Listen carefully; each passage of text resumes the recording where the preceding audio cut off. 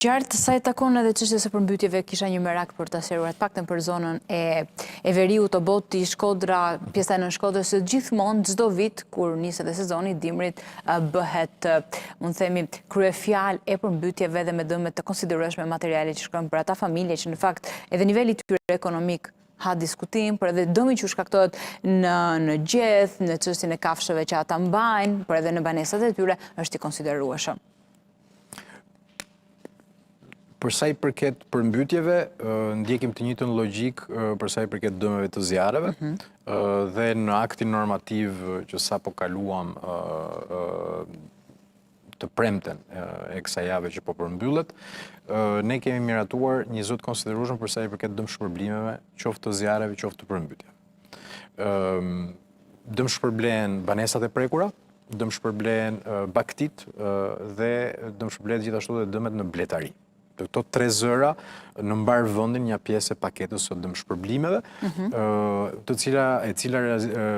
realizohet nga Agjencia Kombëtare e Mbrojtjes Civile dhe bashkitë marrin financimin dhe ja shpërndajnë banorëve të prekur në javët në vijim. Kështu që është një element, do të thoja unë, klasik i mënyrës se si agjencia nga momenti që ka një dëm të konstatuar, planifikon buxhetin, qeveria e miraton dhe bashkitë më pas e shpërndajnë. Ky është lajm i mirë jo vetëm për zjarret e Gramshit, zjarret e jugut të vendit, po edhe për mbytjet që kanë njohur këto zona në këtë vit. Ju përmendët Shkodrën. Shkodra, ç'është e vërteta, ka pasur një strategji, do të thoja unë, shumë efektive në investime në infrastrukturë parandaluese. Ne kemi një program kombëtar të infrastrukturave parandaluese, Agjencia Kombëtare e Mbrojtjes Civile nën udhëheqjen e Ministrisë së Mbrojtjes, çdo vit ka një buxhet të konsiderueshëm dhe në vitin 2026 kemi një buxhet edhe më të konsiderueshëm për infrastrukturën parandaluese. Kemi rritur me 5 milion euro, çka jep mundësinë bashkive të vendit që të aplikojnë për programe që kanë të bëjnë me ndërtimin e digave, pritave lumore, urave në zona të thella, në zona që ka risk nga pikpamja e emergjencave civile.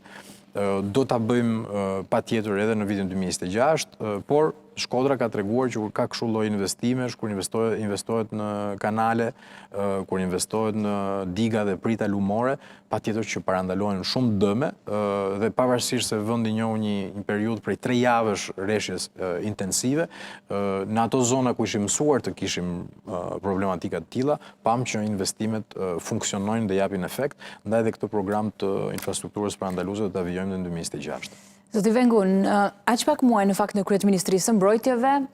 të mbrojtjes ke patur shumë sulme, ke patur shumë prova zjarri në situatën e emergjencave civile që ka patur nevojë Shqipëria për ndërhyrjen dhe punën tënde. Por edhe në mënyrën se si po drejton Ministrinë e Mbrojtjes, ke sërish sulme, nepotizmi, çështjet asaj që si shihet zoti Vengun në Kryeministrisë së Mbrojtjes. Pak orë më parë është emëruar zëvendës ministri i ri, dhe u adresove, u sulmove dhe u atakove ti nga mediat, portalet, po edhe nga qytetarë të tjerë që po emëron familjarë të tu. A ka nepotizëm në ministrinë tënde? Është absolutisht një lajm i rrem, në fakt i cili ka zanafillën para pak vitesh në një portal të caktuar. Doli lajmi sikur kam emëruar djalin e tezes, në fakt unë s'kam as teze. Kur doli lajmi para pak vitesh, u thellova, pyeta, u informova, mos kishte në një element të paditur në familjen e gjërë, po këto absolutisht nuk ekzistojnë dhe absolutisht në Ministrinë e Mbrojtjes nuk ka element nepotizmi, kështu që të rinë të qetë të gjithë ata që i bëjnë këto sulme, nuk është se siguria kombëtare po të cënohet apo po krijohen problematika të tilla. Ç'është e vërteta, duhet të jemi mësuar në fakt, ne që kemi ndërmarr këtë jetë dhe këtë mision dhe këtë detyrë, jemi mësuar shpeshherë që të bashkëtojmë me elementin e lajmit të rrem, i cili gjithmonë ka një arsye pse vjen, ka një arsye pse artikulohet, vjen nga kanalet caktuara komunikimi, sepse jetojmë në një botë ku edhe informacioni i rrem është pjesë e kërcënimeve hibride, duhet ta kuptojmë këtë gjë. Nuk jam këtu duke bërë as paranojakun as, po janë pjesë të arsenalit të mënyrës se si segmentet caktuara të cilat kanë për synim të krijojnë destabilizim apo të krijojnë një përshtypje, një perceptim të vendimarrjeve të qeverisë shqiptare, investojnë dhe është diçka që ne arrim ta masim, fal njësive që kemi krijuar qoftë në Komandën e Mbrojtjes Kibernetike, qoftë në Agjencinë e Inteligjencës Sigurisë së Mbrojtjes, kemi sektor të dedikuar për sa i përket dezinformimit dhe arrim të identifikojmë në fakt aktorët që nga ku burojnë dhe shpeshherë ka dhe element të aktorëve të huaj që investohen në platforma sociale, është diçka e vërtetuar edhe përmes kanaleve të NATO-s kjo. Ndaj këto janë element në fakt që nuk më shqetësojnë shumë sepse janë pjesë e përditshmërisë. Po të ndikojnë në punën tënde? Nuk ndikojnë në punën time, ndikojnë vetëm nga pikpamja e dedikimit të skuadrave tona për të identifikuar arsyet sepse ndodhin dhe ka arsye nga më të çuditshme që është e vërteta, por kjo është bota e komunikimit dhe influencave hibride, ndaj është pjesë e detyrës tonë. Edhe opozita të ka sulmuar, të ka atakuar, të ka lakuar emrin shpeshherë në më themi seancat plenare, por edhe jashtë parlamentit. Do kesh i përgjigje në këtë moment për ta? Opozita që është e vërteta, sidomos edhe në seancën e fundit, na tregoi se interesohet vetëm për të krijuar spektakël, interesohet vetëm për të krijuar një element destabiliteti, për të krijuar përshtypjen sikur qeveria është e destabilizuar. Atë që mund të them unë është që qeveria është në detyrë, sidomos ne të mbrojtjes në fakt dhe forca armatosur është element i vazhdimësisë së shtetit, i përgjegjësisë së shtetit dhe jemi absolutisht në krye të detyrës dhe tërësia e qeverisë vazhdon punën. Atë që mund të them është që parlamenti duhet të lejohet të vijojë punën i papenguar. Parlamenti ligjëron, parlamenti kontrollon, parlamenti në sovranitetin e tij përbërës është konstitutiv i autonomisë të gjitha institucioneve. Parlamenti nuk i kundërvihet autonomisë të asnjë institucioni tjetër, përkundrazi e themelon atë autonomi. Dhe kjo është ajo që dua t'i them opozitës për sa i përket mënyrës se si